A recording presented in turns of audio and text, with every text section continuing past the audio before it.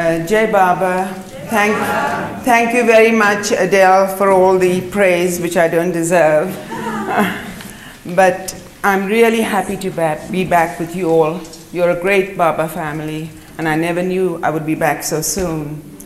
In the last 11 months, I've had every experience that Baba could give me. I've climbed mountain slopes, walked miles, and then experienced an earthquake in San Diego, which I didn't think was an earthquake. I thought I was dreaming at first. And the second one, I was in a shower, and I thought the road workers were drilling outside, and I sort of grumbled at them, why are they shaking the house? And when I went down, my cousin and his family were looking at the television. I said, what are you doing? He said, there was an earthquake. I said, oh, was that it? I said, oh my goodness, I brought an earthquake to America. Anyway, however, we've all survived it, and we are grateful, and I hope and pray that by Baba's grace, the rest of the people who were the victims of the suffering, Baba will give them courage and strength to bear their suffering. And, well, to begin my stories, I have to first thank the LA Baba family for inviting me and my family, and to your 17th Sahavas, is it 17th Baba Sahavas? I don't know. 18th, yeah. Anyway, we are very happy to participate some of our stories, or all our stories of our times with the beloved. And I hope I can, say the right things at the right time. I'm a bit nervous at the moment. As you know, it is a very precious thing to be in Baba's presence, and you must have heard it from several people around the world who have been in his presence. It's a memory that never fades, it's forever green. And my life started with him when I was a toddler. And some of you must have heard my stories when I came through LA last year. So just briefly, I'll give you an account of how I used to see Baba as a child. We lived in a joint family home at the Trust Building, which was then called Khashru Quarters. So Adi Senior's family, my family, and my uncle Sarosh's family. And I used to see Baba as a 4-year-old walking along the compound to Gulmai, who was Adi Senior's mother and Baba's spiritual mother. And every time I saw him, I thought he was floating. I never saw his foot landing on the ground. It was so curious, but my curiosity grew from that.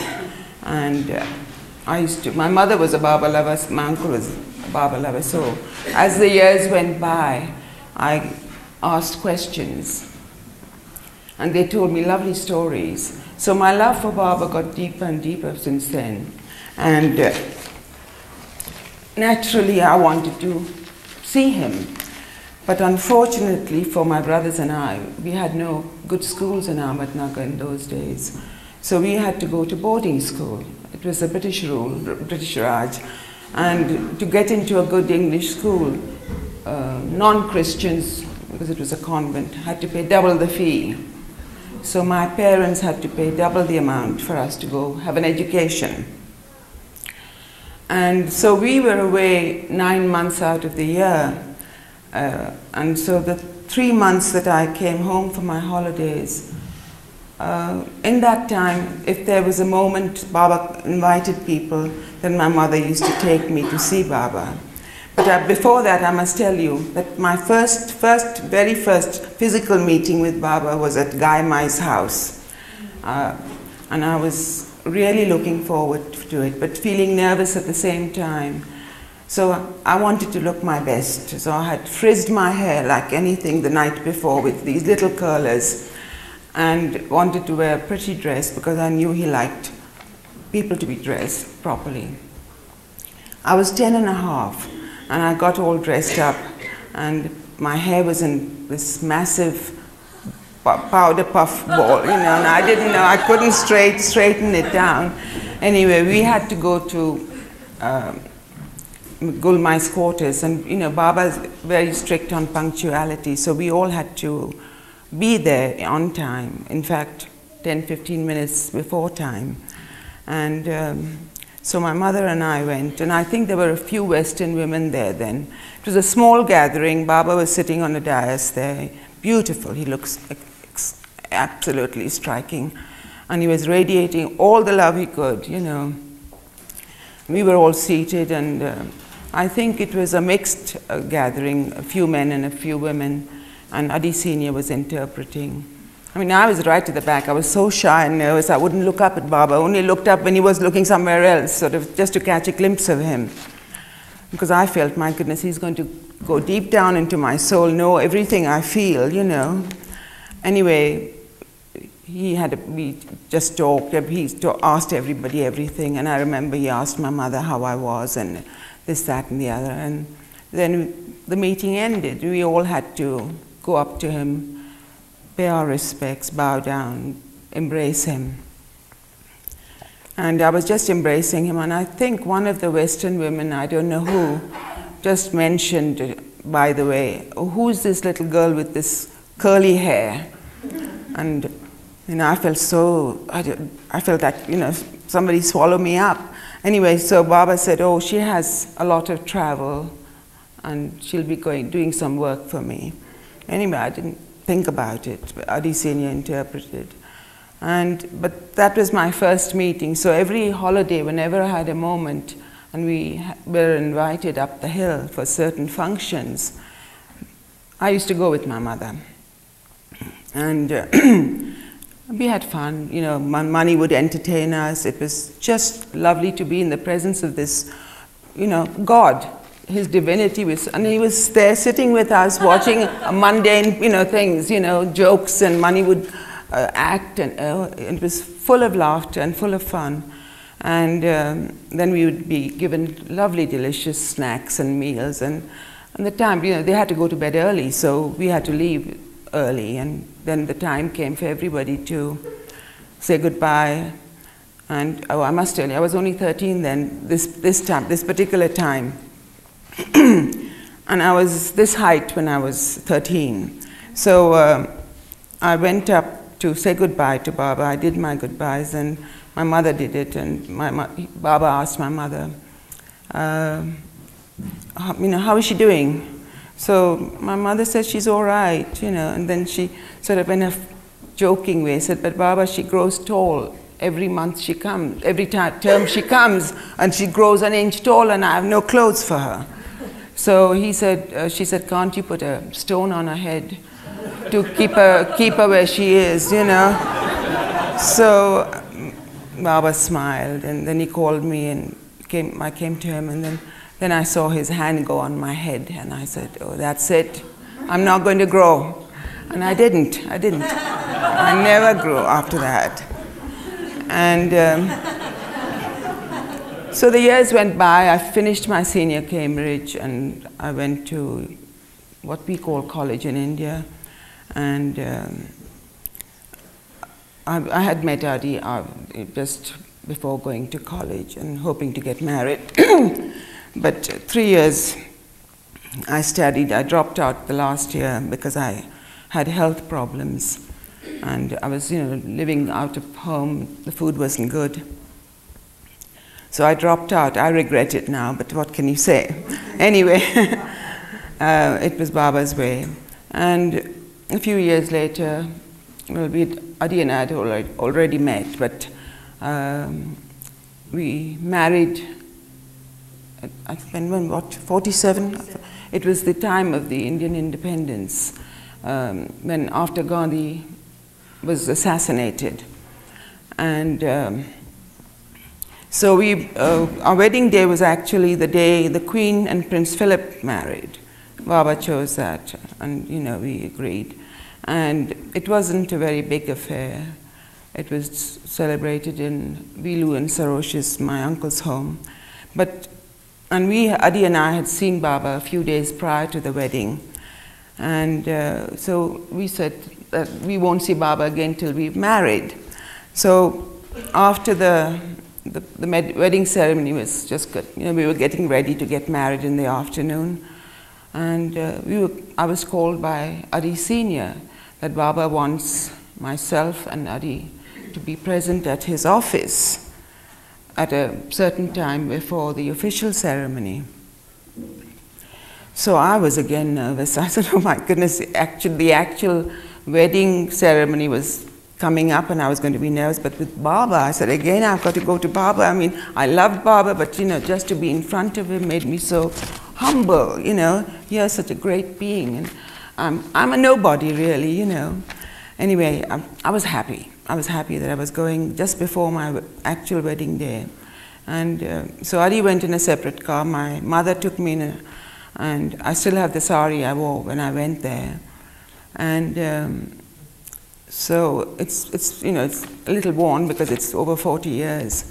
And I entered Adi Senior's office and Adi came, and we both waited in the ante-room of the office, and we had to be at least 15 minutes early because Baba sometimes turned up early. So we were there waiting, and I was shaking in my boots again, and I didn't know what to do. Why was he calling us? I said, he's already blessed us, you know. And anyway, Baba came. I had my garland of flowers and everything my mother had got for me. And then after a few minutes after Baba arrived, Adi Senior called me, and I went in, bowed down, gave Baba the flowers, and he felt I was shaking and nervous, and he held my hand. He said, don't worry. He said, I'm with you. And then he took me and sat me down on his right hand side, you know. And he again repeated, don't worry. And then he, just to relax me, you've all seen his hand games, haven't you? Gestures of his games. He does this and does this. So to calm me down, he did all this for me. And he sort of played with me, you know, and I smiled and he smiled, and I was feeling a little calmer. And he held my hand all the time. And then he asked Adi Senior to call Adi. Then Adi came in, and Baba made him sit on the left side of him. And he said something to Adi, which, I mean, I heard at the time, but I can't remember. I was still, you know, a little bit tense. Anyway, Baba then took my right hand and took Adi's right hand, and on his lap joined them together and put his hand on our hands, you know. And I felt, you know, it was the best thing I could have had. It was the wedding that I was waiting for, you know. I mean, the other was nothing compared to what I had. So after that, Baba, we said, you know, goodbye to Baba, and he again repeated, not to worry, he's with me. And I try to keep that with me all the time, you know, of my married life, because as you all know, marriage is a challenge. And to step into one with Baba, you know, Baba's family was unique. However, it made my day, so I was very comfortable at the official ceremony, which was quiet and it didn't matter. People forgot to even take our wedding pictures, you know, so it didn't matter. I didn't have a honeymoon, but the wedding went off well. But the first few years of our married life, we never had a permanent home. We were moving from one home to another, you know, in Ahmednagar in the beginning. And so we didn't have a settled feeling.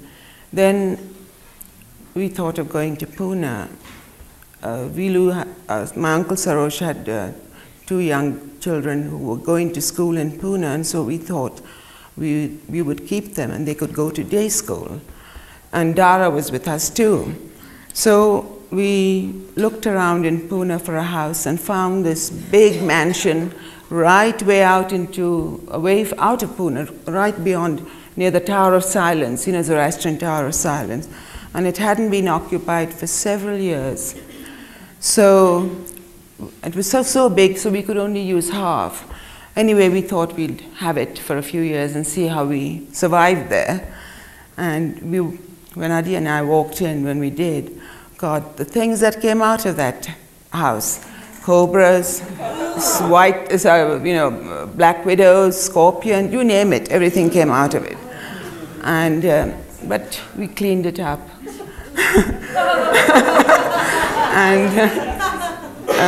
But what was so unique, I mean, we sort of settled in and we were living there for a couple of years. But what was so unique was Baba gave us a surprise visit one afternoon. He came, he was going to Satara. And Adi and I had just finished lunch. The children had gone to Ahmednagar for their holidays. So unfortunately, for some reason, I had Baba's favorite food that afternoon. I had rice and dal and the fish he liked, Indian fish called pomfret. You don't get it here. So, but there was some left. And whilst I was removing the plates and things, and with my little boy I was training, Adi calls out, Franey, there's a car driving up the driveway. I said, oh, who's it? He said, looks like Baba's car. I said, oh my goodness. Panic struck me again, and I said, heavens, what am I going to do? There's no food if he asks for it. What am I going to do? And I hadn't, we were using ordinary cutlery, ordinary china, and as soon as I heard, I said, better get my best china out. And I was fumbling, dropping everything, and the little boy couldn't do anything. Anyway, finally, Baba pulls up at the porch, and I'm still trying to tidy up the place because Baba liked everything spick and span. However humble it was, it had to be neat and tidy. So I was worried about that. I said, oh, he'll make a point in saying, oh, this is dirty, that is dirty. And I left Adi to whatever Baba had to say, and I was trying to tidy up and laying the table for him in case he wanted lunch. And I got the table set up, and I told the little boy, go and put the food away and keep it warm, and I'll call for it. Then when Baba comes into this living room, I meet him, and Baba says, I want lunch. And I said, yes, Baba, I mean, I've got something, but I don't know if you like it.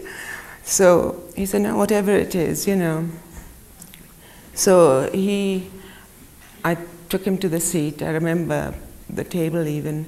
We had had a furniture, sort of a furniture mart in Ahmednagar, and we had a dining table made. So he sat at the head, and I'd laid the table with my so-called best china, and gave him his rice and dal and the fish. Baba never ate much, and I was standing there, and he was saying, don't be nervous, and again held my hand. I said, no, Baba, I'm not nervous. And then he said, help me, and I dished out his food and gave him the rice and dal. And he always ate, as you know, ate with his fingers. And he hardly had 3 mouthfuls, and I thought, oh, he doesn't like my food. I wasn't cooking then, but I knew the recipe, so I used to train the little boy.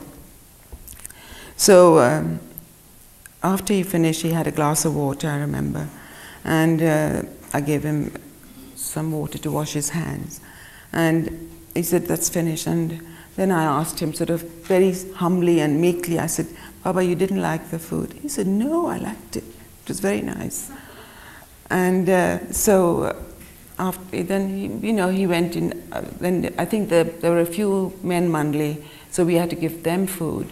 And Adi had a little private talk with Baba, and for a few minutes, and the mandli had to rush eating, and then they were setting off after they'd finished. So we went and waved goodbye to Baba. But that, as I say, that was such a wonderful visit. I mean, I wasn't prepared. I mean, if he announced that he was coming, I would have done all sorts of things. Garlands all over the house, flowers everywhere, whatever I could do. But he didn't want it that way. He just gave us a surprise visit. And what was so lovely that, he came on his own with a few men mandli. And it was so intimate, even though it was 40 minutes. But it was, I think, a lifetime for me. And then after he had been there, but he liked the area so much that I think there was something going on in Mehrazad. There was some renovations going on in Mehrazad. So he wanted to be out of Ahmednagar with the mandli. And this house was just suitable for that time. So he told Adi, when we met him, that, you know, he would like to come and stay. And I mean, that was amazing, to have Baba stay in your house, you know. And this was an old dilapidated house way out in the wilderness. But, and it had snakes and cobras and ghosts, mind you. I didn't tell you, we had ghosts. Haunted, it was haunted. So when Baba came for about 3 or 4 days at the most to stay in that house, and again, you know, I wanted the best linen, I wanted everything best for him, because he occupied Adi's and my room, and the women mandli, the next room, adjoining room for where the children stayed. It was only Mehran money, I think. Anyway, so that was one beautiful time, but we couldn't stay there, we had to be out. Adi and I stayed in Baba's house, actually in the pumpkin house. You all know Baba, where Baba was born. So we stayed a few nights there and visited Baba when we could. Now again, we had this feeling of travel, move. We didn't like Pune. Actually, Adi didn't like it. So we went back to Ahmednagar, and it was, I think, when the time when Francis and Don Stevens had their first meeting with Baba. So Baba asked Adi and I to host them, you know, be their host and hostess, see to their food and their lodgings at Mehrabad. So we got to know Don and Francis pretty well, and talking to Don, Adi felt it would be nice to go to America. And we thought, well, you know, he asked me, I said, I don't mind, you know, if that's what you want, we'll go. And so after Don and Francis's time with Baba, they left. And then Adi and I saw Baba again. And Adi said to Baba, you know, it would be nice if we could go to the West and live there, because Don has offered to sponsor us. And it was easy then, you know, Americans could, those who were citizens could sponsor outsiders. And so Baba said, thought a bit. He said, no, if you have to go, you go to England. So that's why we went to England, because his choice was England. But you know, our choice was to go out of the India. Basically for my own sake, because I was so sheltered as a child. I had no outlet, you know, I was with my family all the time. And I wanted to escape from I loved my family, but I wanted to escape and do my own thing a bit. So Adi, you know, Baba, we said we'll think, you know, we'll think about the time. I must tell you though, before I went to live in England, we went to London for a short while, because I hadn't had a honeymoon, and Adi felt a little bit bad because everything was very low key for me. My parents wanted a grand wedding, but I didn't mind, you know. My wedding was with Baba, so it didn't matter to me. And but Adi felt that he owed something to me to give me a honeymoon, and so Baba and the Mandli, as you know, were planning to go in '52 to America and Europe. And so Adi went up and told Baba and said, can't you take Freni with you? So Baba said, no, if I take Freni, there'll be others who want to come. So, you know, Baba knew what he was doing. But he said, look, do this. You and Freni go off to England and stay there for about a few weeks, because they'd already gone in April, and we were to meet him in sometime mid-June. So, and then and we'll join you in Europe. So we thought that's fine. So we had a car which Baba had given us as a gift for our wedding. And so we sold that and used that money for our passage and whatever expenses we needed. We had some money. And so we booked our passages to go to England in '52 at the end of May. And you know, in those days, steamer liners, the journey took 13 to 14 days going from Bombay to England. Anyway, we went there. Baba was already in America, so we were hoping to join him. And we stayed, we were there for about 3 weeks, 2.5 weeks, when we heard the news. I think it was some Baba person or Delia told us that Baba had an accident. So naturally, we were very concerned and wondering now what the plans would be. We couldn't stay on here forever. We didn't have sufficient funds. So anyway, we waited for more news. And in those days, the service by air wasn't that great. And the cable service was all right. So the news came a few days later that through Dr. Donkin.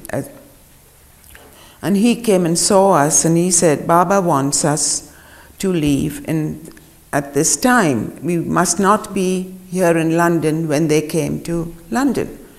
So we had only a week, 10 days to find a passage back. And it was difficult, you know, because it was the height of the summer season. People went on cruises. So anyway, whatever it was an order we had to observe. So we went to the shipping company. And Adi just went to the man and said, look, we want a ship sailing on before this date. He looked at us as if we were mad, stupid. He said, look, you won't get a ship at this time of the year. You never do. And then he showed us a mile-long waiting list. I said, well, we've been told we have to go. And anyway, we finally said, put our name on the waiting list. So he put it down at the end of about 5 pages of people who had their names on. And we said, we've done our bit, and we'll now just leave the rest to Baba, you know. I mean, he wanted us out, so we'll go out if he wants us to get out. So we went home to our lodgings, and the next morning, I was worried because I thought if we don't go, what will Baba say, you know. And so next morning we get up and the phone rings and it's the P&O company. And they had a 2-berth cabin leaving in a week's time. So this is what Baba does. He doesn't do miracles, but he does it, you know, does it. When he wants us out of the way or when he wants things done, he does it. So I was absolutely shocked. I mean, none of us could believe it could happen. It happened overnight. Anyway, so that we then sailed back, and then the story is how I came to live in Pune. I missed that sequence, I'm sorry. But after that, we were planning to go to England. So we booked our passages to go to England in August of 1955. And so we packed everything that we owned, our belongings, our furniture, and my parents offered to store it for us if we had to come back. So, and we said we'd stay with them for a few weeks before we sailed. So all our stuff was stored in with my parents, and we were staying there. And we booked our passage to leave on a certain day in August. And Baba knew all that. Everything was consulted through Baba. We never did anything without his consultation. So we were just getting ready now, a week more, 10 days more, you know, packing our remainder of our things, when we get a cable, cancel. So we had to cancel. We had paid a deposit. Well, that didn't matter to Baba. We had to do it. We lost the money. Cancel, but no further news. And he said, I will let you know when you can go. So again, how can we stay with our parents for this length, my parents for this length of time, you know? So we had to find another house in Ahmednagar till Baba gave another time we could go. So again, we had to move. And I'm still moving at my age now. So anyway, we found a little house just opposite, if most of you have been to Ahmednagar and know the Sarosh cinema and Dowlat. We were adjoining Dowlats. The cottages were very nice in those days. So my uncle had the cottages, and we rented a little cottage from him. So we were back to square one again. We didn't know what was happening. And so a month goes by, a month and a half, and then Baba calls us again. And I mean, it's just so amazing that in all the universal work he was doing, he was still concerned about his close ones and everyone, you know. It's amazing how I couldn't get over that. I said, my God, only God could do that, and he is God. So anyway, he called us, and I thought again, he's telling us to stay on here for much longer, but no. He said now we could go in February. So we were, I think it was the month of November, and he said we could go in February. So we again booked our passages, thinking what shall we do? We'll lose our money again or what? Anyway, we booked our passages, and then afterwards we realized, when we heard the news about the freeze in London, that, you know, England didn't have any central heating in those days. So everything was frozen, and Baba didn't want us to go for our first winter to a frozen country, you know, absolutely frozen up. Everything was frozen, pipes frozen, sewage not working, you know. So he didn't want us to have that experience. We realized afterwards, after we heard the news of the freeze that they had in London. And so, you know, this is how it's so wonderful when I look back on all this. I mean, at the time it can get frustrating when he tells you to cancel and you've got to go back and, you know, unpack. But he does it for you, you know. And I felt really gracious and grateful to him for what he did to us. Because we would have come back immediately, taken the next boat back. And he didn't want that. I don't think he did want that. Because from the next time I met him in London, some of you must have heard that story, and I told it, I think, yesterday probably. I don't want to repeat it. But I think he did want us to stay in England for some reason, although Adi didn't like it. But there was a reason, because when he dropped his body, there was such a flow of people, Baba people coming through London. And none of the older Baba lovers, you know, wanted the young hippies coming through their threshold doors, you know. So we were the only welcoming hands, you know. So several times I've had 15, 20 people sleep in our house, sleeping on the floor. Will David isn't here. He used to sleep out in the garden. And, sorry, yes, okay, 5 more minutes. Anyway, so I've only got 5 more minutes, so I'll make it brief now, and perhaps another time I can carry on. But this is how it happened, and, you know, the Baba people came through our house, and it was wonderful to see such young love coming for Baba, you know. And my husband was a great person for that. And I know that Baba had a reason for us to stay, because he brought Baba. He was very down to earth. People when they first came thought we were an elderly couple, that he was a bearded old man and I was an old little lady, you know. And so whenever I opened the door to anyone, they used to just couldn't believe it, because we were just ordinary people, you know. We weren't Baba. I mean, he was Baba's brother, of course. That was very important. But we were just ordinary people. But the messages, huh? I don't want to interrupt you, Franey, but before you finish, I wanted to ask you if you could tell the stories about going to the cinema with Baba. Huh?